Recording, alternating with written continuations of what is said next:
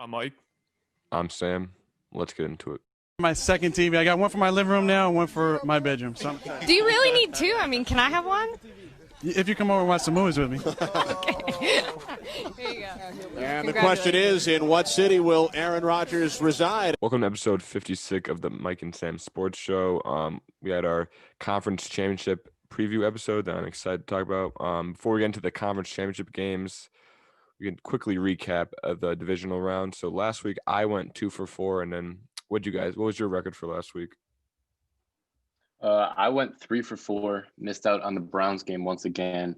My Browns upset pick did not hit. But overall, pretty good playoffs so far for me. Yeah, I want to say I went 2 for 4. I got both kind of gimme games. I got the Chiefs game, and then I got the Packers game. Missed out on the Ravens game. I said if they come out like they did against the Titans, they were going to lose. Exactly what happened. Should have probably had the foresight to pick the Bills in that game. Nah, I also got the other game wrong. Yeah, I picked exactly the same way that you picked, Michael. I really thought that like the Chiefs or the Bills were ranked 20th for rush defense or 25 around there. And I really thought the Ravens were going to be able to run all of them. And they neutralized Lamar until he got knocked out of the game late in the fourth quarter. So it was rough for the Ravens. And I thought the Ravens were going to be that Cinderella team of last year, like the Titans were. And then looking at the Saints game, I mean, they were just terrible. Drew Brees, it just shows that he was really just holding this team back. They cannot push the ball down the field. They're so one-dimensional. And I really thought, I guess it's hard to beat a team 3 times when you're the Saints and you're playing the Buccaneers and Tom Brady. Right. Yeah, Drew Brees, he clearly was kind of doing this as his last hurrah, his last send-off. He wanted to finish the season. And that's respectable. But like you said, he just couldn't push the ball past 15 yards downfield. And then quickly we'll get into the Bills more later. But the Bills defense has actually stepped up in quite a big way since like maybe halfway through the season. They've changed some things. They adapted versus the Ravens and shut down both Lamar and that rushing attack. Yeah, I think it's pretty funny. Quickly, the guy that intercepted Lamar for the pick 6 was the guy in the combine that like had the ball thrown off his face. I thought it's pretty funny how he goes from that to having a massive game-changing interception. Yeah, I saw that. If it wasn't for that interception, he didn't want his most famous video to be a funny combine moment. You never want that to happen. But going on the Bills defense, I mean, this team's identity has been defense really since, I mean, I've been born and been a football fan, and really the past couple of years, their identity was defense. And I think it's funny how they have a defensive-minded coach. And then this year of all years, their offense is really riding their success, and their offense is why they're successful. But let's not forget they do have a great defensive head coach in Sean McDermott. And this team, if they can get back to even 80% of what this Bills defense has been the past couple of years, then this team's going to be very dangerous for the Chiefs. But going into that Saints game a little bit, it's really sad to see Drew Brees end his career that way. That was probably his last career game. And I know Drew Brees, because he talks about it a lot, is a guy who cares about his legacy, cares how he's viewed among the all-time great quarterbacks. And I just wonder that were these last couple of years of Drew Brees' career worth it? Because I think the aura around his career and kind of the perception is going to be more negative than positive just because of these last couple of years. Even though I think everyone will look back and say Drew Brees was an all-time great quarterback, just these last couple of years of playoff failure I think is going to haunt him. I mean, that's kind of like Peyton Manning. If the Broncos didn't win that last Super Bowl, like that season was abysmal. Michael, you make fun of me all the time about it because he threw more interceptions than touchdowns. But I think that Super Bowl really saved him. And I think if the Saints were able to go farther and like be more competitive in that Buccaneers game, that his legacy would have been saved a little bit better. Yeah, you hit the nail on the spot with his just playoff failures. Really is the best way to say it. In the last few years, he hasn't been able to do anything in the playoffs. And look, Drew Brees is such a well-liked guy that I don't think anyone's going to be talking down on him. But like you said, when it comes to like greatest quarterback of all time, Drew Brees will not be in that conversation for that exact reason. So moving on to our championship weekend, I think looking at these quarterback matchups, these might be some of the best like championship matchups we've ever seen in a long time. I feel like the past couple of years, there's always been that one quarterback that isn't as good as the other ones. You know, we had Case Keenum with the Vikings when they played the Eagles, Blake Bortles.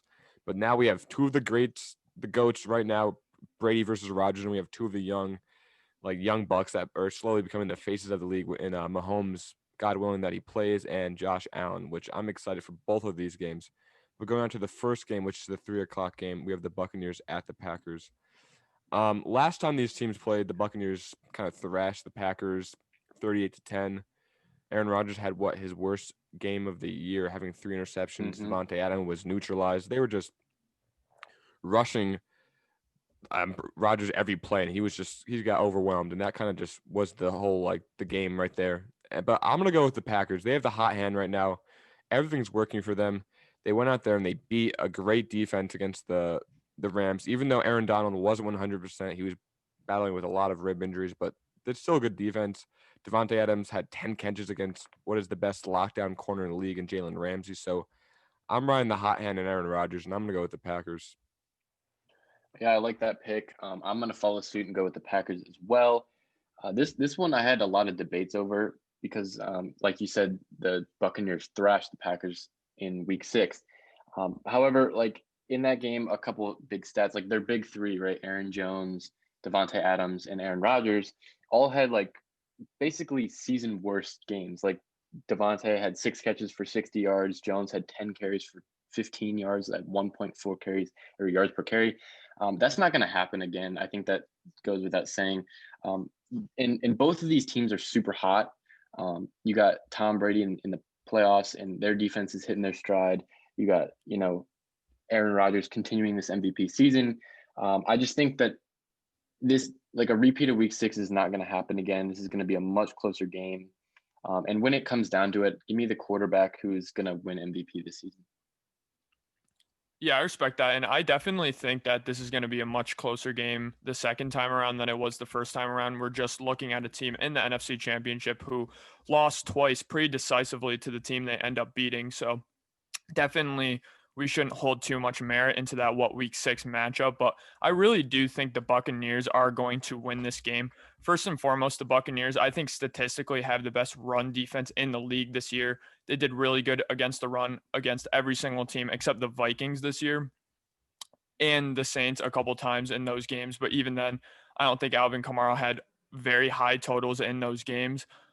But looking at the teams that the Bucs have lost to 5 games this season, the Saints twice, the Rams, the Chiefs, just because the Chiefs are the Chiefs, but the Bears. And when you look at the Bears, the Rams, the Saints, these are all dink and dunk, get the ball out of our hand very quickly type of teams. And the Packers have a more longer developing passing game. And that's really what caused them to get destroyed the first time around.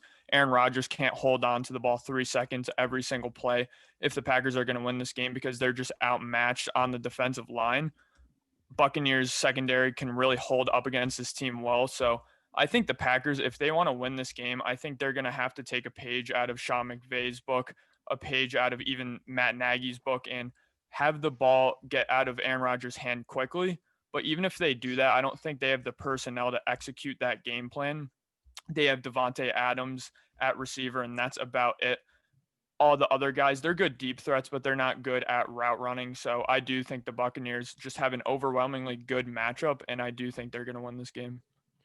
Yeah, it's really hard to have Bakhtiari, which we haven't really seen his absence be overly present when playing these playoff games. But with the Buccaneers having such a stout front seven with JPP and Ndamukong Suh, Vita Vea, it's gonna be harder for Aaron Rodgers. So like you said, they're definitely going to throw the ball quickly. But I just think Aaron Rodgers, he's not going to go in the game and make the same mistakes twice that he made in the game earlier in the year. I think he's smart enough, and I think he's a very revenge-filled person that he wants to go out there and just step on the Buccaneers' throat and try to do the best he can.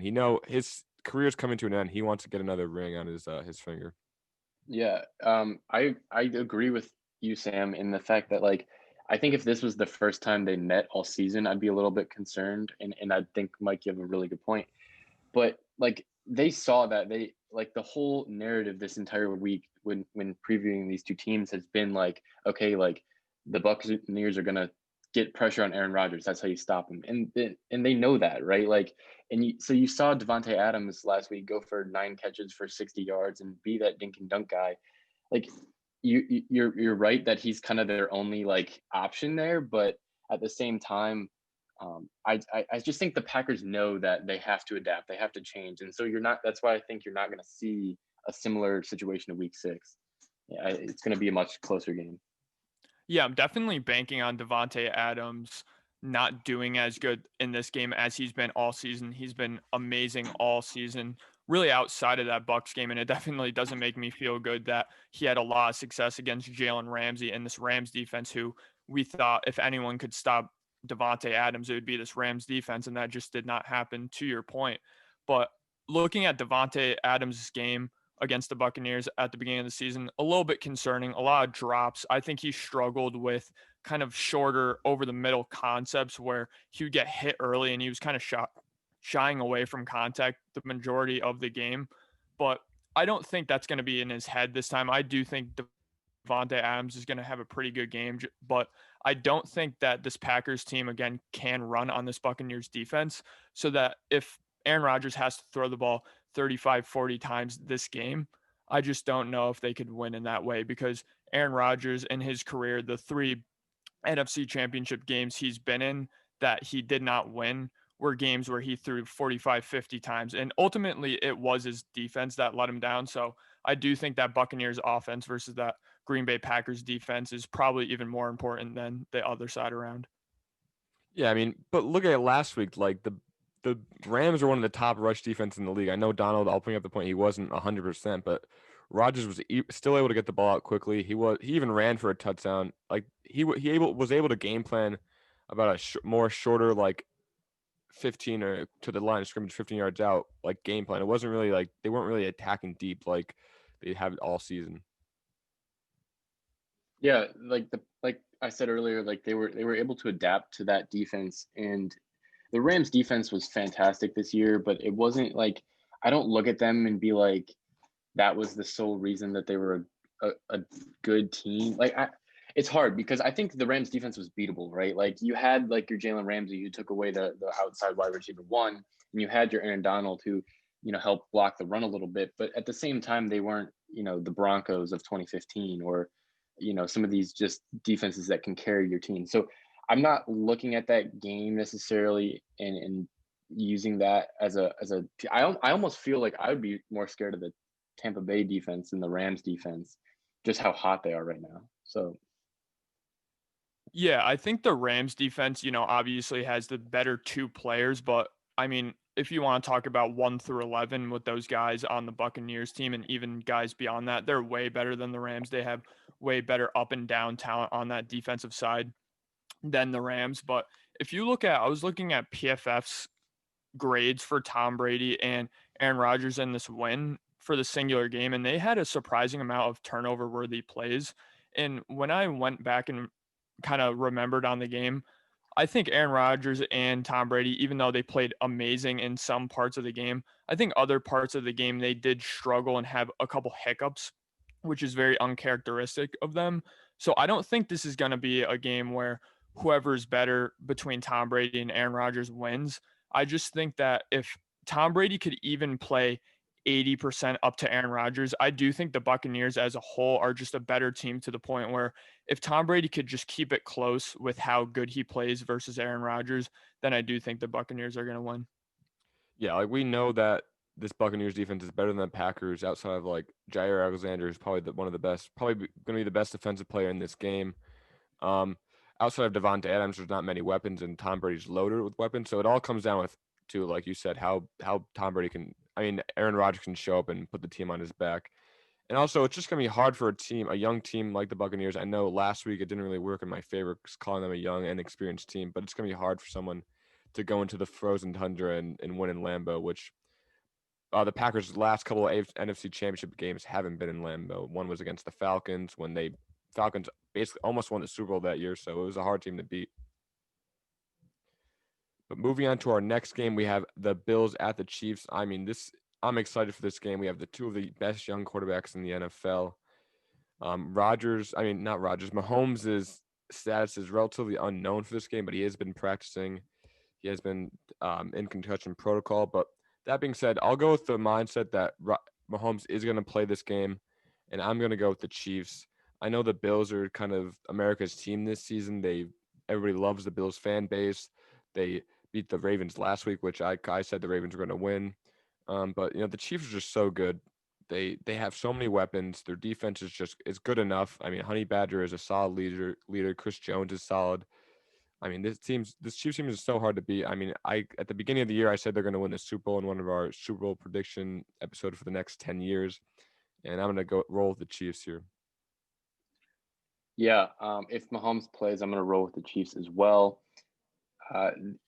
Like they're really similar teams, I think, in the fact that they both have very elite offenses and solid defenses that can get it done. I really do think so. The Bills defense started out the year actually kind of bad. I think in the first half to third of the year, they were ranked in the bottom in 20 or below in most categories. They've completely turned that around. They've actually been one of the best defenses down the stretch.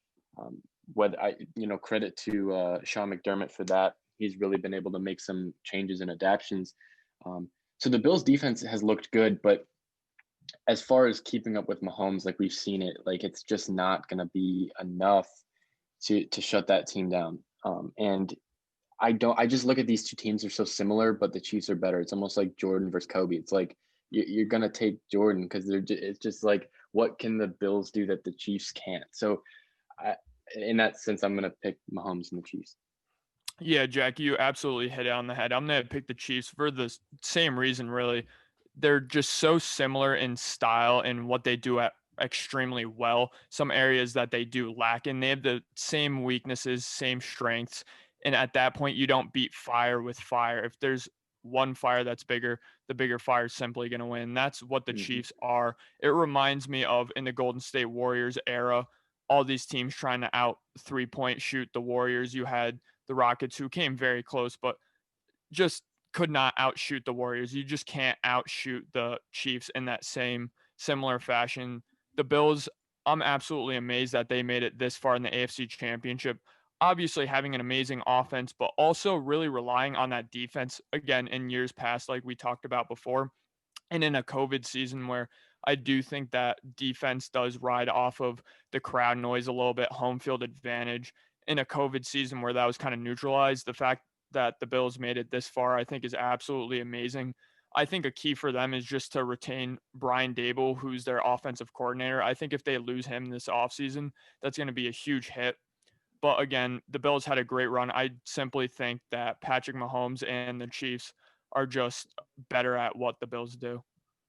Yeah, the thing is, if I was a Chiefs fan, the thing I would be scared of is who's going to cover Stephon Diggs. I mean, they're really inexperienced at the cornerback position. I think Breeland is their top guy, and I think he's a rookie or a second year, so it's going to be hard to stop Diggs. He's electric. I mean, he has the most yards in the NFL for a reason because he's so fast, and Josh Allen just has a cannon. So it's going to be hard to stop this Bills offense because the Chiefs are a little bit worse than the Bills, I would say, on the defensive side of the ball.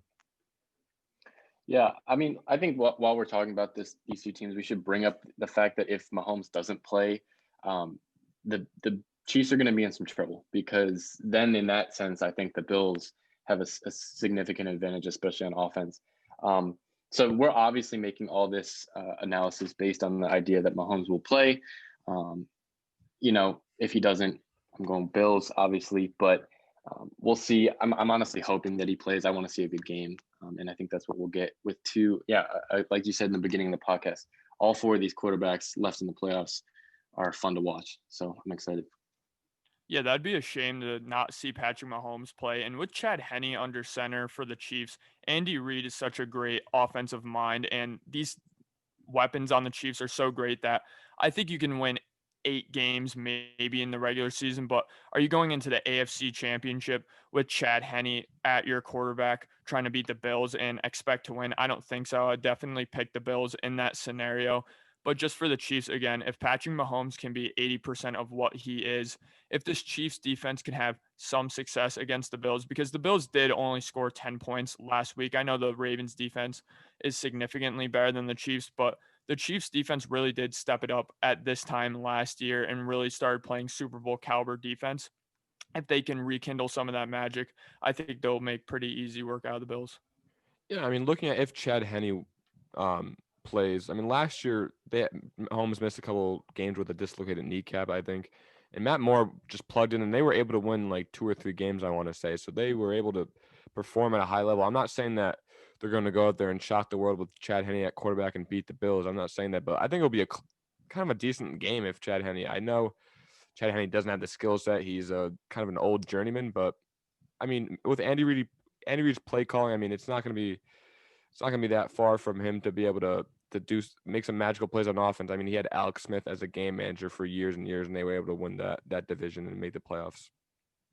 Yeah, no, I agree completely with that point. Like, if Chad Henne plays, it's not, the Chiefs aren't, screwed. They still have a good shot. The Chiefs are the Chiefs. But I just feel like Mahomes is the engine that really makes that thing click. Like, Travis Kelce is the best tight end in football. Tyreek is top 5 wide receiver. And you got playmakers all over the field, both on offense and defense. But without Mahomes, it's just not the same. So I mean, we've obviously said this plenty of times by now, but I just think that it limits what the Chiefs can do offensively quite a bit if Chad Henne is there, but it doesn't completely take them out of the game. I like the point up you brought about Andy Reid. That guy, I mean, I just don't, you can't doubt him at this point. Yeah, Andy Reid's an all-time great. But for Patrick Mahomes, if he goes into this game legitimately concussed, I know most positions get hit more than quarterbacks do, but if there's one position that really uses their head and their brain more than any other position, it is that quarterback position. I think the one time in NFL history, elite quarterback went into a huge game with a concussion was, I want to say, Troy Aikman when they played the Steelers in the Super Bowl.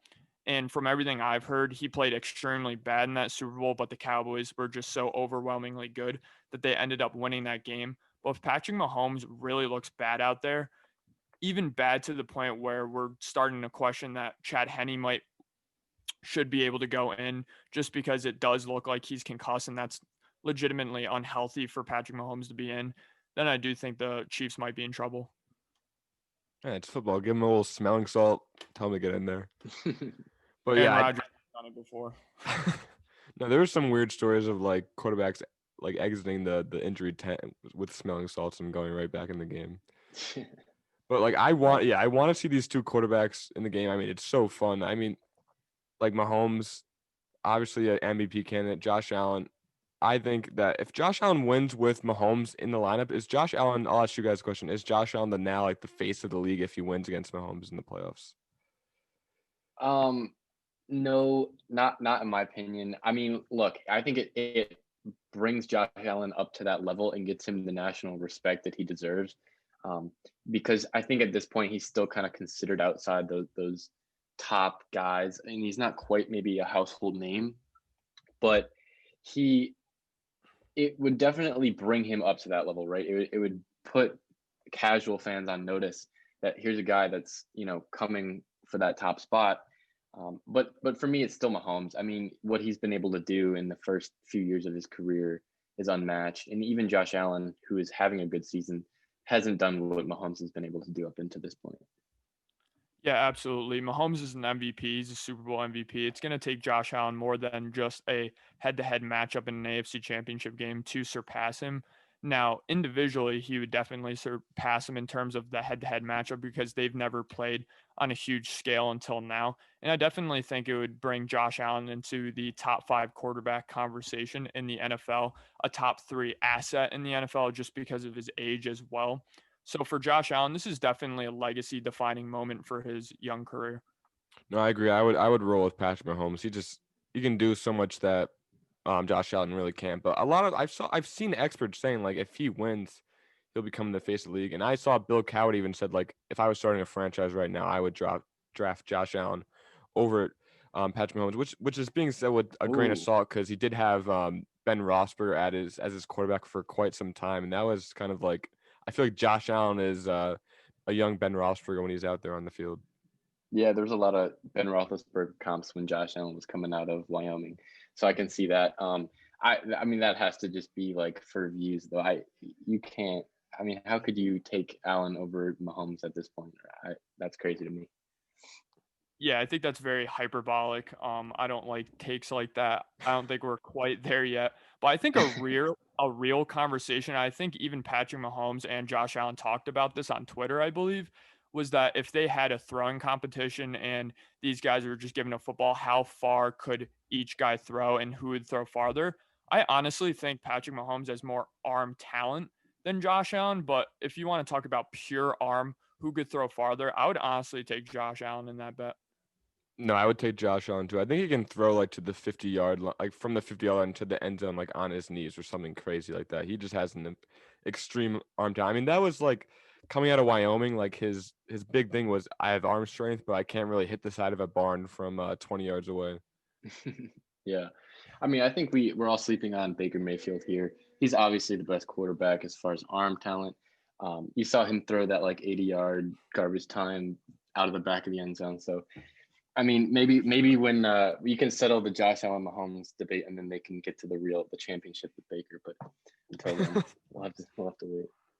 Baker has that baseball arm just like these other guys do too. So don't doubt Baker. Yeah. Never. In that game, All right, guys. in Go that ahead. that Chiefs game, I mean, Baker dropped the ball in the basket against with Yeah. Higgins. That was one of the greatest throws I've seen him make in his NFL career. No, yeah, obviously that's all jokes, but Baker, no, yeah, he's really starting to turn it on, and he's maturing a lot as a quarterback. I'm not gonna sit here and talk about Baker. I could sit here for an hour, but yeah, I'm excited for these AFC championships for the next few years. Thank you everybody for listening. Thank you, Jack, for coming on once again. We had a blast recording with you, but we hope you guys enjoy this episode, and we'll see you in the next one.